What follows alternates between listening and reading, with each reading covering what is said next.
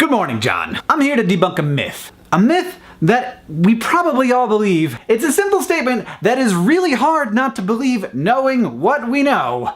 The internet brings out the worst in people. I mean, you see in the comments, we all know that the anonymity of the internet allows the deep evil inside of every human, except for me, of course, to spew forth in a fountain of vomitous hate. And yeah, I see it even on our content. On our sex episode of Crash Course Psychology, there were comments, thumbed up comments nonetheless, talking about how homosexuality is a disease. And yeah, there are two hosts on SciShow Space, one of them is male and one of them is female. I would like you to guess which one has constant comments about their appearance every time they're in a video. Just go ahead and guess. But you and your friends, you aren't hate mongers. So it must be other people. Those people at the grocery store who seem very nice, but then when they get home, they go on the internet and they shrug off the clothes of their cultural burden and they put on their costume and they become Internet Turd! But I want to make a hypothesis here that allows me to feel better about the state of the internet and the state of humanity. I'm thinking anonymity doesn't bring out the worst in people.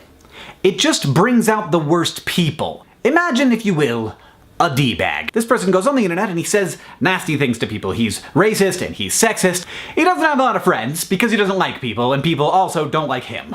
On average, he speaks to about 0.02 human beings in the real world per day. In the physical world, this human is entirely invisible. We have no idea they exist. He doesn't want to express his beliefs in the real world because they are unacceptable. But on the internet, he not only gets to express his views to lots of people, those people then engage with him. It's a kind of exercising of power. He gets to get a rise out of people. It's thrilling. It's not scary like doing it in real life would be. It's a rush. This person isn't like a sweetheart all day long and then goes home and becomes a D-bag.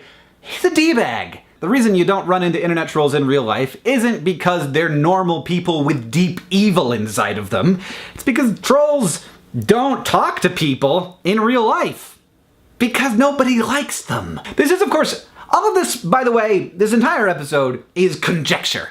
I've got no research to back this up, but it would be fairly easy research to do because I think internet trolls would be super excited about filling out surveys that graduate students in psychology gave them because they probably love to talk about themselves. Because it seems pretty likely to me that at least a good portion of them are narcissists. And honestly, I think understanding this and understanding those people is really important because I think the narrative of the hateful internet negatively affects the culture of the internet. People hear and believe that comments are a nasty place. They are certainly a much more nasty place than we tend to interact with in the real world. The result is that fewer and fewer normal, not trolly people interact in those spaces, and they get worse and worse. While at the same time, we prove over and over again that the internet can actually be a place where lots of really cool and great things happen. But if we all think that the internet is less great than it is, it will become less great because we think that. And my even greater worry is that people will look at the comments of a YouTube video and say, look, a third of these people, at least,